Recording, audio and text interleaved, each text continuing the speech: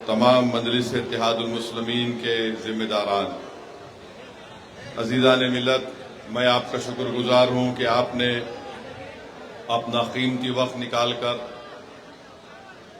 آج کے مجلس اتحاد المسلمین کی جانب سے وفد کے اس 2025 کے قانون کے خلاف آپ نے اپنا احتجاج درج کرانے کے لیے آج ایک بڑی تعداد میں آپ نے اس احتجاجی جلسے میں شرکت کی۔ میں آپ کا شکر گزار ہوں۔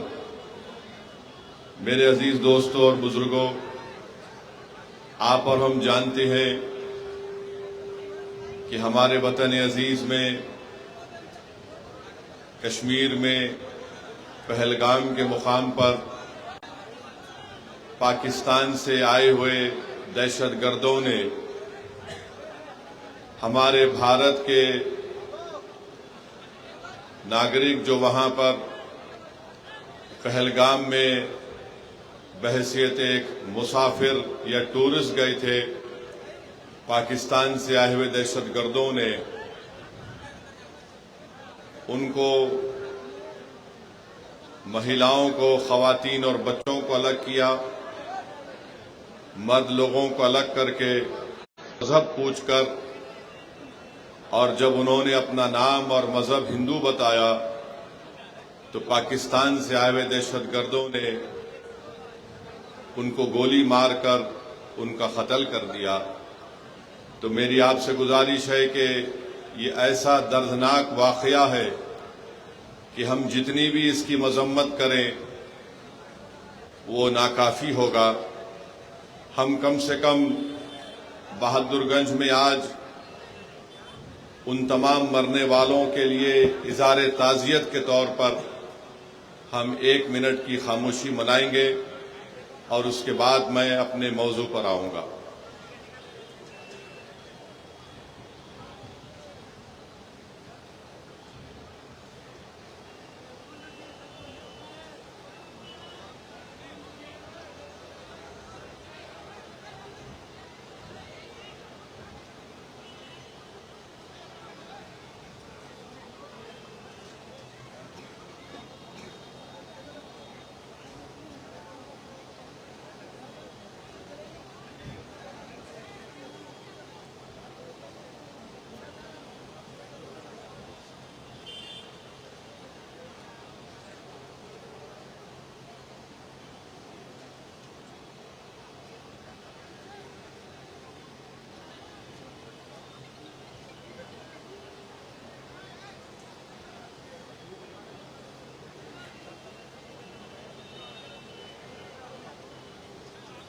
بسم اللہ الرحمن الرحیم۔ عزیزان ملت، جو پہلگام میں جو ہوا ہے وہ نہایت ہی افسوسناک، دردناک ہے اور انسانیت سوز ہے۔ ہم تمام نے اس کی مذمت کی۔ یہ ہمارے ملک کی سالمیت کا مسئلہ ہے۔ کوئی بھی ہمارے بھارت کی سرزمین پر آ کر باہر سے کسی بھی اس ملک میں بسنے والے لوگوں کی جان کو نہیں لے سکتا ہے، اور ہم دیکھ رہے ہیں کہ پچھلے برسوں سے پاکستان سے دہشت گرد ہمارے وطن عزیز میں آ کر معصوم لوگوں کی جانیں لیتے ہیں۔ میرے عزیز دوستوں اور بزرگوں، یہ ایسا مسئلہ ہے کہ ہم موجودہ حکومت کے ساتھ کھڑے ہیں، اور ہم امید کرتے ہیں کہ بھارت کے وزیر اعظم جو پاکستان سے دہشت گرد آئے اور جنہوں نے یہاں پر آ کر ہمارے 26 لوگوں کا قتل کیا، نریندر مودی ان ظالموں کے خلاف ایکشن لیں گے، اور جنہوں نے اپنی جانوں کو کھویا ہے ان پریوار کے لوگوں سے وہ انصاف کریں گے۔ ہم امید کرتے ہیں کہ ایک ٹھوس اقدام کیا جائے گا تاکہ پاکستان دوبارہ بھارت میں کسی بھی ایک بھارت کے ناگرک کو مارنے کی کوشش نہیں کرے گا۔ ہم اس معاملے میں पूरी तरीके से जो हुकूमत इक़दाम या फैसला करेगी हम उसकी तायीद करते हैं और हम इस सरजमीन में खड़े होकर पाकिस्तान के वो ISI के आसिम मुनीर को कहना चाहेंगे जो अपनी तकरीर में एक बकवास अनाप शनाप बातें बके हैं। हम आसिम मुनीर को कहना चाहेंगे कि सन 47 में हमने फैसला ले लिया कि हम भारत को छोड़कर नहीं जाएंगे। हमने जिना के पैगाम को ठुकराया। भारत ही हमारी सरजमीन थी, भारत ही हमारी सरजमीन है और इंशाअल्लाह भारत ही हमारी सरजमीन रहेगा। और हम वो लोग जो आज पाकिस्तान में बैठकर बकवास बक रहे हैं, हम उनसे कहना चाहेंगे कि तुम इस्लाम को जानते नहीं हो, तुम इस्लाम की तालीमात से महरूम हो, तुम कुरान के उस इनकलाबी पैगाम को भुला दिए, तुमने रसूलुल्लाह सल्लल्लाहु अलैहि वसल्लम की सुन्नत को भुला दिए। तुम ऐसे मुल्क में बैठकर जहां पर अंदरूनी तौर पर किसी को महाजिर कहा जाता है, किसी को पठान के नाम से पुकारा जाता है, तुम्हारे मुल्क में इतनी गरीबी है कि गरीबी की वजह से लोग आज वहां पर परेशान हैं। अफगानिस्तान से तुम्हारा झगड़ा, ईरान की बॉर्डर पर तुम्हारा झगड़ा है। आज पाकिस्तान में बैठकर लोग इस तरह की अनाप शनाप बकवास बकते हैं। पाकिस्तान एक फेल्ड नेशन है और याद रखिए ये ताकतें कभी भी भारत को सुकून से रहने नहीं देंगी। आज वक्त है कि हम इनको एक मौसर जवाब दें ताकि हमेशा के लिए ये दहशत गर्दी का ये जहर हमेशा के लिए खत्म होकर रह जाए। बांग्लादेश में भी कोई एक साहब अनाप शनाप बक रहे हैं कि नॉर्थ ईस्ट में ऐसा कर देंगे। मैं उनसे भी कहूंगा कि भाई साहब जो मुल्क आपको मिला है वो हमारी वजह से मिला है, अपने मुल्क में आराम से रहो। याद रखो जब भारत पर अगर कोई उंगली उठाता है तो हम अपने तमाम इख्तलाफात को भूलकर एक सीसा पिला हुई दीवार की तरह खड़े हो जाते हैं। तो हम इन तमाम लोगों से कहेंगे कि आज आपने बुरी नजर से भारत की तरफ उठाकर देखा है। मुझे यकीन है कि जो मासूमों का कत्ल हुआ है उनका खून रायगा नहीं जाएगा, बल्कि मैं तायीद करता हूं कि भारत सरकार ने यह फैसला लिया कि पाकिस्तान की कश्तियां और पाकिस्तान के प्लेन भारत के हुदूद में नहीं आएंगे, बल्कि हम ये भी कहेंगे कि पाकिस्तान को FATF के ग्रे लिस्ट में डाल दिया जाए। और जो लोग पाकिस्तान में बैठकर भारत के ताल्लुक से क्या क्या कहते हैं नहीं मालूम, मगर इनको आईने में अपनी सूरत देखना चाहिए। तुम कौन सा मिसाइल टेस्ट करते टेस्ट कर लो, याद रखो, मगर भारत तुम्हारे से ताकतवर है और हमेशा रहेगा इंशाअल्लाह ताला। मेरे अजीज दोस्तों और बुजुर्गों, ये अर्ज करना जरूरी था क्योंकि अगर हम ये समझेंगे कि पहलगाम में उत्तर प्रदेश से या महाराष्ट्र से या बिहार से कोई आदमी गया और उसकी मौत हो गई तो हम खामोश बैठ जाएंगे, बल्कि मैं तो ये देख रहा हूं कि पहलगाम का ये वाकया भारत के हर गरीब को, हर दौलतमंद को, हर पढ़े लिखे को, हर किसान को झिझोड़ के रख दिया है। अब हम उम्मीद करते हैं कि हमारी हुकूमत एक मौसर इक़दाम उन पर करेगी, जैसा कि माजी में सर्जिकल स्ट्राइक और बालाकोट भी हुआ था। और जो बैनुल-अक़वामी मुल्कें भारत से कह रही हैं कि पाकिस्तान से बात कर लो, अरे फिर यूक्रेन और रशिया में क्या हुआ, तुमने क्या किया वहां पर? मेरे अजीज दोस्तों और बुजुर्गों, ये एक हिसास मसला है और इस मसले के ऊपर हमको एक होकर खड़े होना है। ये जरूरी है कि हम तमाम लोग ऐसे वक्त पर अपने इत्तेहाद को मजबूत रखें और जो लोग اس دہشت گردانہ حملے کے باوجود بھی ہندو مسلم کی باتیں کر رہے ہیں. میں ان سے کہوں گا کہ احمقوں کی دنیا میں بسنے والوں، تم بھارت کو کمزور کرنے کا کام کر رہے ہو.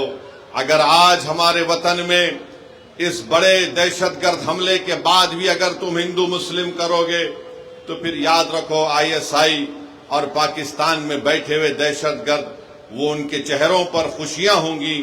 تو آپ ہم ان سے بھی کہیں گے کہ تم کو جو کچھ اناپ شناپ بکنا ہے تھوڑے دن خاموش بیٹھ جاؤ، تاکہ ہم ایک مؤثر جواب دے سکیں، تاکہ ہمیشہ کے لیے اس دیش میں دہشت گردی کا خاتمہ ہو سکے. میرے عزیز دوستوں اور بزرگوں، اب بات ملک کے اندر کی جو میں کر رہا ہوں وہ اس وقف قانون کے خلاف ہے. آپ جانتے ہیں کہ جب پارلیمنٹ میں اس بل کو لایا گیا، ہم تمام نے اس بل کی مخالفت کی. پھر اس بل کو قانون بننے سے پہلے پارلیمنٹ کی کمیٹی کے پاس بھیجایا گیا. ہم تمام نے کمیٹی میں جتنی میٹنگز ہوئی ان تمام میٹنگ میں اس بات کو بتایا کہ یہ قانون بھارت کے سنویدھان اور آئین کے خلاف ہے. یہ قانون بھارت کے سنویدھان کی دفعہ 14, 15, 25 اور 26 اور 29 کی مخالفت کرتا ہے، اور کوئی بھی حکومت سنویدھان کے فنڈامنٹل رائٹس کے خلاف جا کر ایسا قانون نہیں بنا سکتی ہے. یہ قانون جو بنایا گیا ہے، یہ قانون کیا ہے؟ یہ قانون یہ کہتا ہے کہ بہار کے وقف بورڈ میں اب مسلمان ہی صرف ممبر نہیں رہیں گے، اس میں غیر مسلم کو بھی ممبر بنایا جائے گا. قانون یہ کہتا ہے کہ بہار کے وقف بورڈ میں کم سے کم 2 غیر مسلم کو ممبر بنایا جائے گا، اور اس وقف بورڈ کا وہ چیئرمین بھی بن سکتا ہے، اور اکثریت میں بھی غیر مسلم اس میں نامزد کیے جائیں گے. اب آپ بتائیے کہ بہار میں 1950 کا ایک قانون ہے جو ہمارے ہندو بھائی بہن کے مندروں کے تعلق سے قانون بنایا گیا. وہ قانون یہ کہتا ہے کہ جتنے بہار میں ہندو دھرم کے مندریں ہوں گی یا اس کا ایڈمنسٹریٹو باڈی ہوگی، اس میں کوئی غیر ہندو کو ممبر نہیں بنایا جا سکتا. ہم نتیش کمار سے یہ پوچھنا چاہتے ہیں، چراغ پاسوان سے پوچھنا چاہتے ہیں، جب آپ کے پاس بہار میں قانون ہے کہ آپ کے مندر کے باڈیز میں کوئی غیر ہندو ممبر نہیں بن سکتا، تو کیسے بہار کے مسلمانوں کے وقف بورڈ میں کسی غیر مسلم کو آپ ممبر بنائیں گے؟ بہار میں بودھ گایا ہے، بودھ گایا میں وہاں پر صرف بودھ مذہب کے اور ہندو دھرم کے ماننے والے ممبر بن سکتے ہیں. تو پھر آپ بہار میں مسلمانوں کے وقف بورڈ میں کیسے آپ کسی غیر مسلم کو بنائیں گے؟ یہ قانون بنانا اور یہ کہنا کہ غیر مسلم مسلمانوں کے وقف بورڈ کو چلائے گا، یہ ہمارے بھارت کے سنویدھان کی دفعہ 26 کے خلاف ہے. میرے عزیز دوستوں اور بزرگوں، بات یہاں تک ختم نہیں ہوئی. اب قانون یہ بھی کہتا ہے کہ وہی مسلمان اپنی جائیداد کو اللہ کے لیے وقف کر سکتا ہے، وہی کر سکتا ہے جو 5 سال سے مسلمان. آپ بتائیے کون طے کرے گا بہار میں آ کر کہ کیا یہ 5 سال سے مسلمان ہے یا نہیں؟ کیا نتیش کمار سرٹیفکیٹ لکھ کر دیں گے ہم کو؟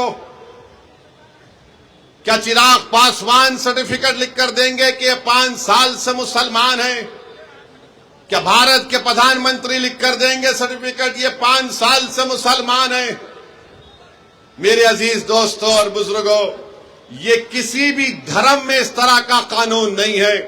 جو کسی دھرم کا ہوتا ہے وہ اپنی آستھا کی بنیاد پر اپنے جس بھگوان یا اللہ کو مانتا ہے وہ اپنی پراپرٹی کو، جائیداد کو دے دیتا ہے.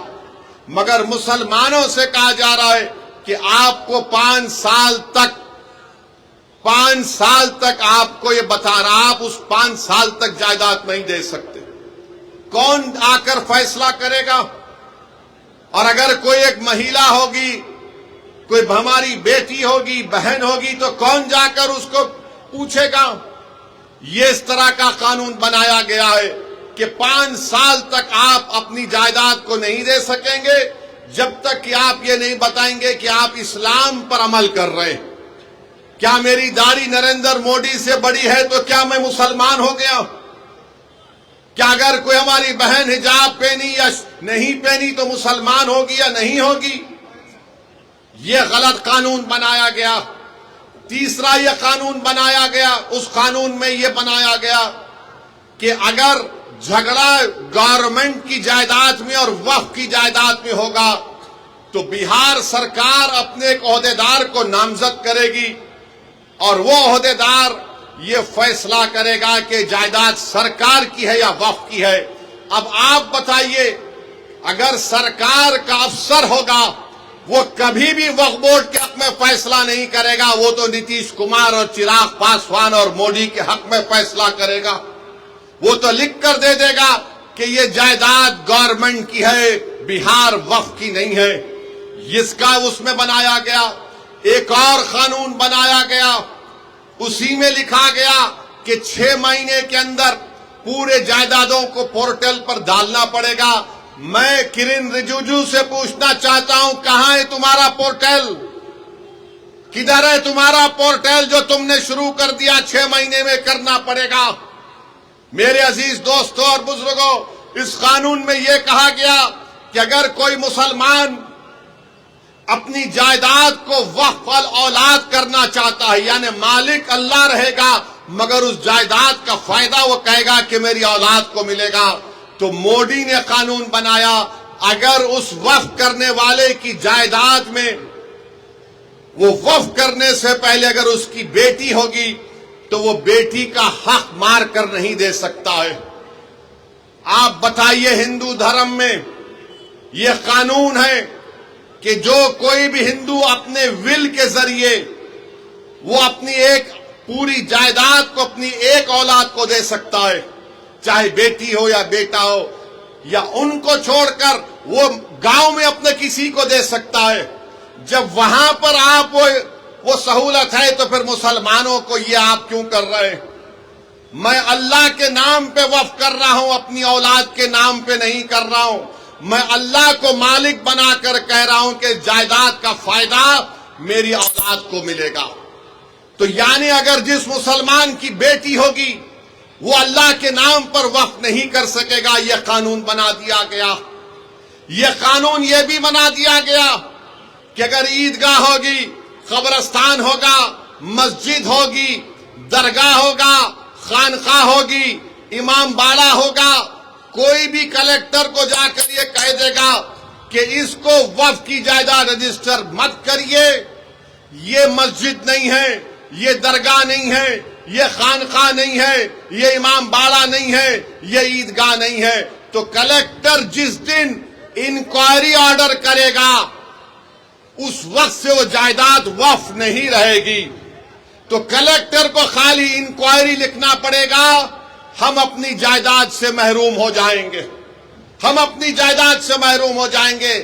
اور کلیکٹر انکوائری مکمل کرنے کا کوئی ٹائم نہیں ہے، کوئی وقت نہیں دیا گیا۔ کلیکٹر صبح قیامت تک انکوائری چلتے رہے گی مگر ہم تو اپنی درگاہ اور مسجد سے محروم ہو جائیں گے۔ یہ قانون بنایا گیا۔ پھر بی جے پی، نتیش کمار کی پارٹی کے لوگ، چراغ پاسوان کے لوگ بولتے کہ وقف کی جائیداد پر قبضہ ہو گیا، وقف کی جائیداد کو لوٹ لیا گیا۔ ارے بھیا، آپ نے قانون یہ بنایا کہ جو وقف کی جائیداد پر ناجائز طور پر قبضہ کر کے 12 سال سے بیٹھا ہوا ہے، مودی اس کو مالک بنا رہے ہیں، بلکہ وہ مالک بن چکا ہے ابھی۔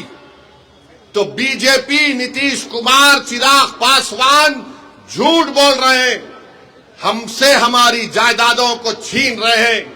جو ہماری زمین پر، وقف کی زمین پر قبضہ کر کے بیٹھا ہے وہ 12 سال اگر ہو گئے تو مالک بن رہا ہے۔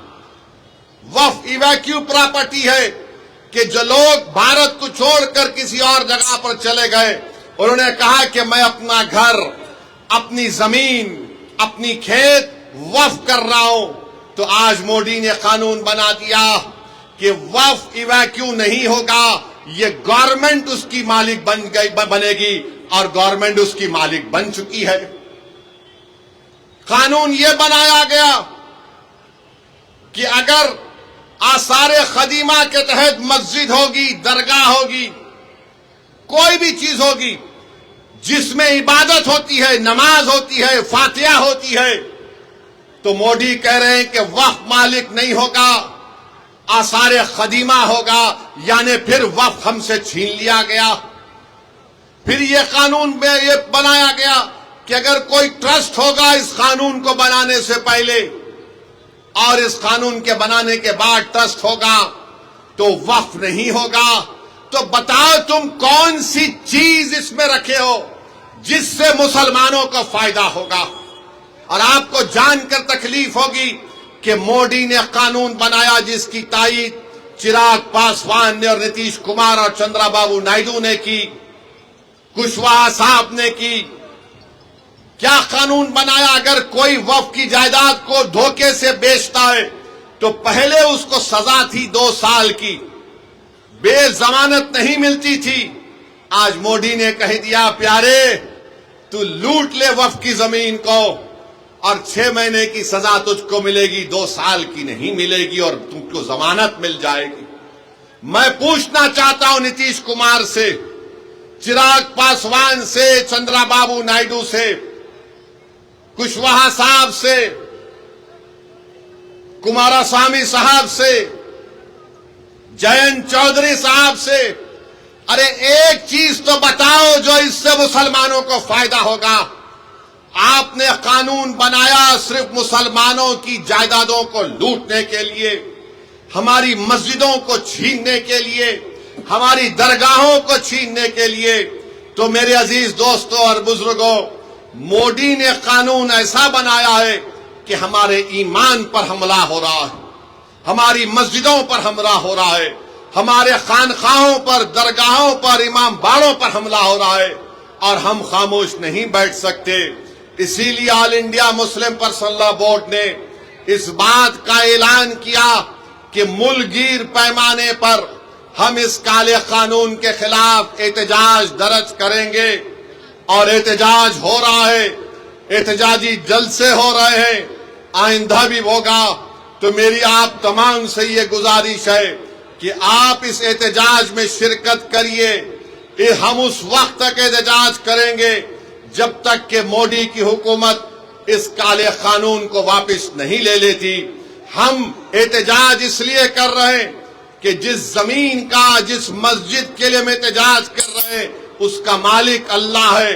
ہم ہرگز کسی بھی حالت میں اس مسجد کو، اس درگاہ کو، اس زمین کو جس کا مالک اللہ ہے، ہم حکومت کو یہ نہیں اجازت دے سکتے کہ آپ اس پر قبضہ کر کے وقف بورڈ کو نقصان پہنچائے۔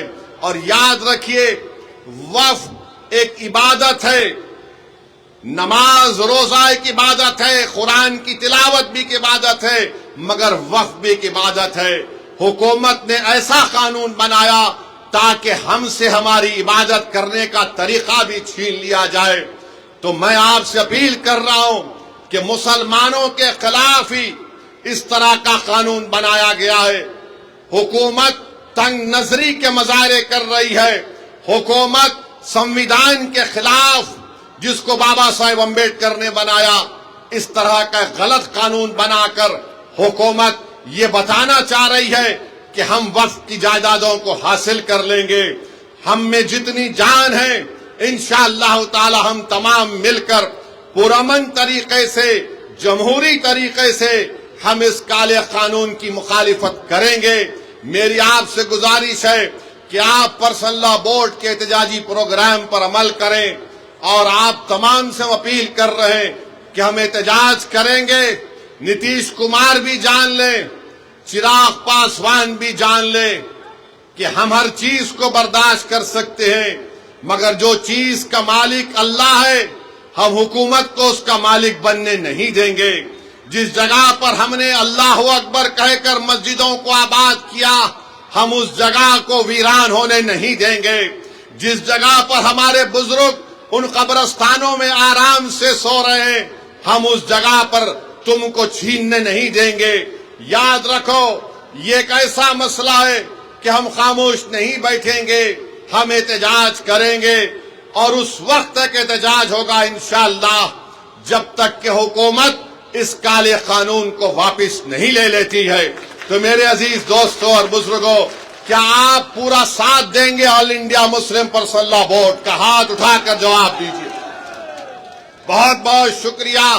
अब हम एहतजाज को जारी रखेंगे और नीतीश कुमार को, चिराग पासवान को, नरेंद्र मोदी को इंशाअल्लाह ताला एक सियासी तौर पर उनको पैगाम मिलेगा कि बिहार हो या भारत हो, यहां पर हर मुसलमान, हर हमारा वो हिंदू भाई और बहन जो संविधान को मानता है, वो इस बात की इजाजत नहीं देता है कि क्या आप किसी के मजहब पर चलने से किसी को रोक दें। अरे जो कानून बिहार में मंदिरों के लिए अगर अच्छा है तो बिहार के मुसलमानों के लिए अच्छा क्यों नहीं हो सकता? जो कानून बोध गया के लिए अच्छा है तो फिर वो कानून बिहार के मुसलमानों के लिए क्यों अच्छा नहीं हो सकता है? तो मेरे अजीज दोस्तों और बुजुर्गों, आप ये झूठा प्रोपेगेंडा टीवी पर बैठकर बाज लोग बीजेपी की तरफ से आ जाते हैं, एनडीए की तरफ से आ जाते हैं, ये ऐसे अहमक लोग हैं जिनको कानून के बारे में एक लफ्ज नहीं मालूम। मैं आज भी चैलेंज कर रहा हूं बीजेपी को कि बताइए, आप इसमें एक ऐसा सेक्शन बताइए जिससे मुसलमानों को फायदा होगा। मोदी बोलते हैं कि गरीबी मुसलमानों में खत्म हो जाएगी। क्या आपने 11 साल में गरीबी का खात्मा किया? क्या आपने 11 साल में भारत में गरीबी का कोई खात्मा किया? कुछ नहीं किया। अरे ये हमारी जायदाद है और ये टीवी पर बैठकर लोग बोलते हैं आपको कितना फायदा हुआ। अरे हमारे को फायदा इतना हुआ कि अगर हम यहां से निकलकर इस जलसे के बाद अपनी जोहर की नमाज अदा करने जाएंगे, जब हम उस जमीन पर सजदा करेंगे तो अल्लाह हमारे गुनाहों को माफ करता है। जब हम नमाज पढ़ते हैं तो अल्लाह हमारे गुनाहों को माफ करता है। जब हम हय्या अलल सलाह हय्या अलल फलाह की सदाएं देते हैं तो अल्लाह हम पर रहमत की नजरों से देखता है। तो ये आप हमसे मत पूछो कि हमारा क्या फायदा है। हमारा फायदा मस्जिदों को आबाद करने से है। आपको लगता है कि पैसे तुमको कितने मिले? अरे अल्लाह के घर को जब हम आबाद करते हैं तो हम पैसों के लिए नहीं, दीन और दुनिया की कामयाबी के लिए अल्लाह के घर को आबाद करते हैं। अगर हम किसी के खानखा को जाते हैं तो पैसों के लिए नहीं जाते, अपने दिलों को और अपने नफ्स को साफ करने के लिए जाते हैं। अगर हम ईदगाह को जाते हैं तो पैसों के लिए नहीं जाते, 30 दिन के रोजे रखने के बाद हम अल्लाह का शुक्र अदा करने के लिए ईद की नमाज पढ़ने के लिए ईदगाह को जाते हैं। अगर कोई हमारे शिया लोग अपने इमाम बाड़ों में मातम जाते हैं तो मेरे अजीज दोस्तों और बुजुर्गों, आप और हमको मिलकर मुत्तहिदा तौर पर इत्तेहाद को मजबूत करते हुए इस काले कानून की मुखालिफत में खड़े होना है। और मैंने इस उम्मीद पर भारत की पार्लियामेंट में इस कानून की कॉपी को फाड़ा, इसलिए फाड़ा क्योंकि गांधी ने उस वक्त के सफेद फार्म अफ्रीका में कानून बनाया गया था तो गांधी ने भी उस कानून को फाड़ा था और उस कानून को जलाया था। ये कानून को हम नहीं मानते इंशाअल्लाह ताला। हम इस कानून को इसलिए नहीं मानते क्योंकि संविधान के खिलाफ है। जो कानून अगर बनाया जाएगा जो बाबा साहेब अम्बेडकर के संविधान और आइन के खिलाफ होगा तो वो कानून नहीं होगा, वो जुल्म होगा। जुल्म हम पर किया जा रहा है इस तरह का एक काला कानून बनाकर। और नीतीश कुमार, चिराग पासवान और जो सेक्युलर तो हैं मगर मुंह नहीं खोल रहे, हम तुम्हारी खामोशी को भी याद रखेंगे। जो सेक्युलर तो हैं मगर खुद नहीं कहते, अपने चमचों से बुलवाने लगाते हैं कि तुम बोलो, अगर हम बोलेंगे तो हमको उधर का वोट नहीं मिलेगा। तो हम उनसे कह रहे हैं ये उधर का वोट इधर का वोट नहीं है। तुमको अगर भारत से मोहब्बत है, भारत के संविधान से मोहब्बत है تو تم کو بولنا پڑے گا. تمہارے چمچوں کے بولنے سے کوئی فرق نہیں پڑتا. بولو, کھل کر بولو. یہ قانون مسلمانوں کی مسجدیں اور درگاہیں اور خانقاہیں چھیننے کے لیے بنایا گیا. میرے عزیز دوستوں اور بزرگوں, ہم امید کرتے ہیں کہ انشاءاللہ تعالی اللہ ہمارے اللہ اپنے فضل و کرم سے اس کالے قانون کو اللہ حکومت کے ذریعے واپس دلوائے گا. اور میرے عزیز دوستوں اور بزرگوں, میں آپ سے یہ بھی کہنا چاہ رہا ہوں کہ توصیف عالم صاحب آج الحمدللہ مجلس اتحاد المسلمین میں شامل ہو چکے ہیں. میں آپ کو یہ بتانا چاہ رہا ہوں کہ مجلس اتحاد المسلمین نے فیصلہ لیا ہے کہ انشاءاللہ تعالی آئندہ جب ویدھان سبھا کے چناؤ ہوں گے تو بہادر گنج سے انشاءاللہ توصیف عالم صاحب مجلس اتحاد المسلمین کے امیدوار بھی ہوں گے. اور انشاءاللہ تعالی آپ تمام لوگ ان کو اپنی دعا اور ووٹوں سے یہاں سے اپنا نیا ودھائک اور ایم ایل اے بھی منتخب کریں گے. مجھے اس بات کی پوری امید ہے کہ 4 بھاگ گئے تھے اپنا ایمان بیچ کر. یہ 4 بھاگ گئے تھے, اب انشاءاللہ 24 آئیں گے انشاءاللہ تعالی. 4 بھاگے تو 24 آئیں گے. اور جنہوں نے ان کو بھگایا ہم تم کو بھگائیں گے بہار میں انشاءاللہ تعالی. مہاراشٹر میں شیو سینا کے ایم ایل ایز کو توڑ دیا شنڈے نے تو سب نے کہا جمہوریت کا قتل ہو گیا. کرناٹکا میں بی جے پی نے کانگریس کی حکومت کو توڑا تو سب نے کہا جمہوریت کا قتل ہو گیا. مدھیہ پردیش میں بی جے پی نے کانگریس کے ایم ایل اے کو خرید لیا تو سب نے کہا یہ جمہوریت کا قتل ہو گیا. تم نے سیمانچل کی جنتا کے خوابوں کو چکنا چور کیا. ہماری لڑائی سیمانچل کی تھی اور ہمیشہ رہے گی انشاءاللہ تعالی. تم نے اسد الدین اویسی اختر علی مان کی پیٹ کر خنجر نہیں گھونپا. تم نے سیمانچل کے ان غریبوں پر, ان ہمارے نوجوانوں کے سینوں پر تم نے خنجر مارا ہے جو سیمانچل میں انصاف کی لڑائی لڑ رہے تھے. مگر یاد رکھو یہ 4 بزدل تھے, یہ 4 ضمیر فروش تھے. تو خریدنے والا بھی ضمیر فروش ہے, خریدنے والا بھی کمزور ہے. ارے جو بکنے تیار تھے وہ بک گئے, جو نہیں بکے وہ تمہارے سامنے کھڑا ہے. اور جب تک اللہ زندہ رکھے گا سیمانچل کی لڑائی ہم لڑتے رہیں گے انشاءاللہ تعالی.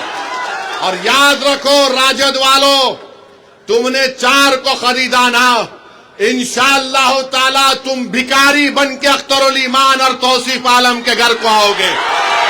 ہم تم کو بتائیں گے کہ سیمانچل کے انصاف کیسے ہوتا ہے.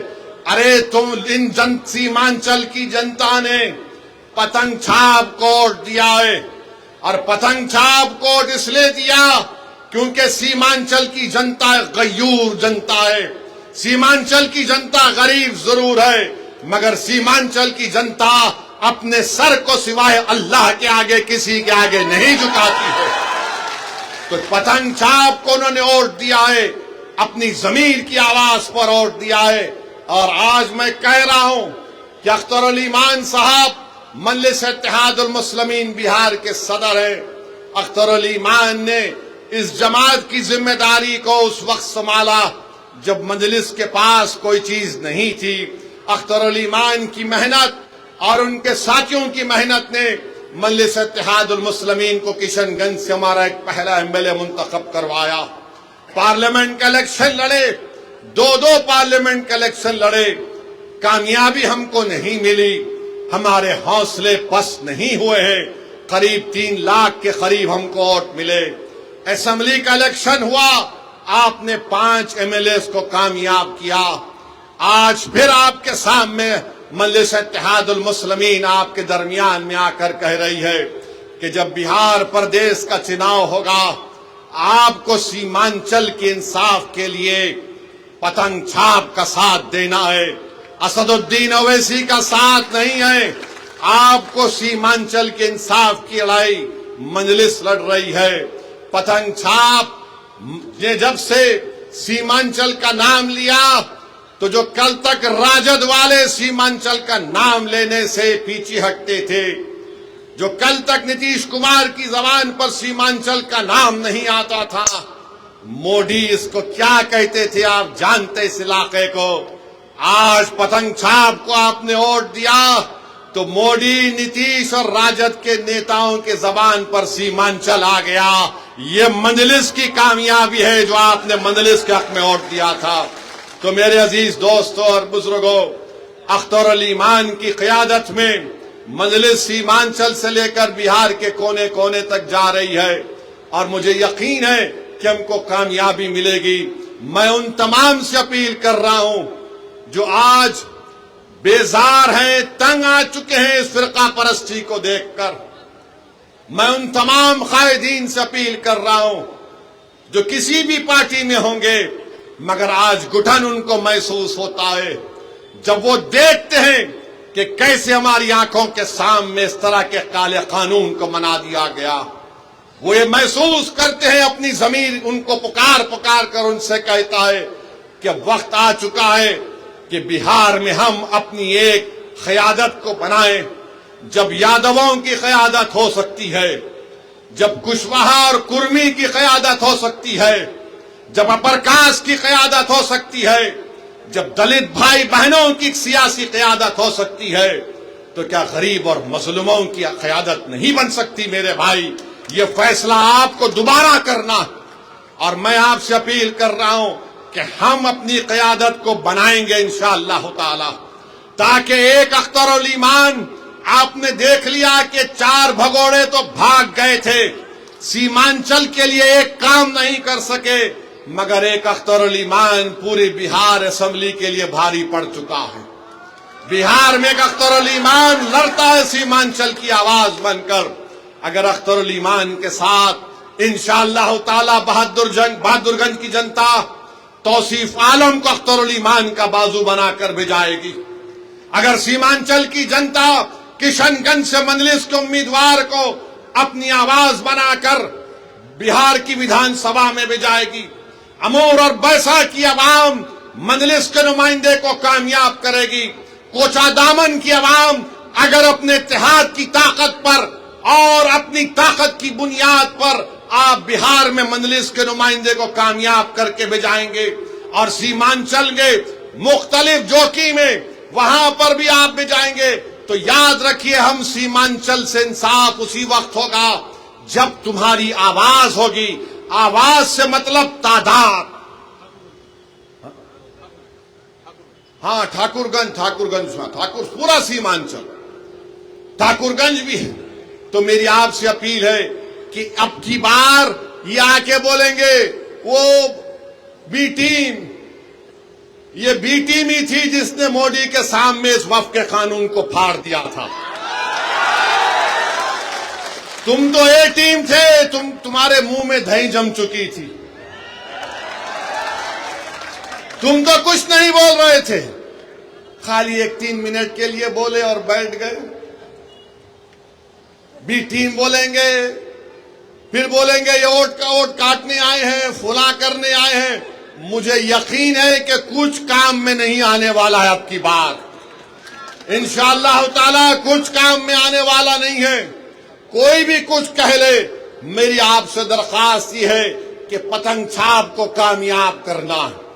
और मैंने आपसे वादा किया हूं कि अल्लाह जब तक मुझे जिंदा रखेगा, मैं हमेशा सीमांचल की बात करता आया हूं। मेरे जिस्म का एक हिस्सा इस बात को मुझसे पुकार कर कहता है कि सीमांचल से इंसाफ होगा तो बिहार तरक्की करेगा, भारत मजबूत होगा। सीमांचल को मजबूत करना हर एतबार से ये लड़ाई मंजलिस इत्तेहादुल मुस्लिमीन लड़ रही है। तो मेरी आपसे गुजारिश है, ये 4 तो भाग गए, अब 24 को लाने की जिम्मेदारी हम तमाम और आपकी है इंशाअल्लाह ताला। तो मेरे अजीज दोस्तों और बुजुर्गों, अभी तो पहला एक जलसा हुआ है। इंशाअल्लाह ताला इसके बाद सीमांचल के मुख्तलिफ विधानसभा में मंजलिस इत्तेहादुल मुस्लिमीन के जलसे होंगे।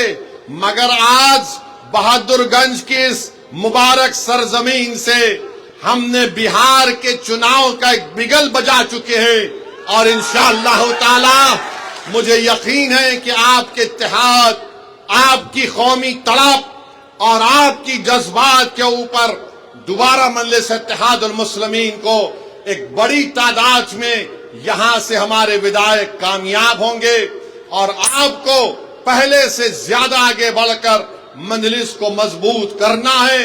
और आप याद रखिए कि बहुत सी पार्टियां आएंगे, बहुत सी पार्टी के लोग आकर आपको दौलत देंगे, जरूर लीजिए, छोड़िए मत,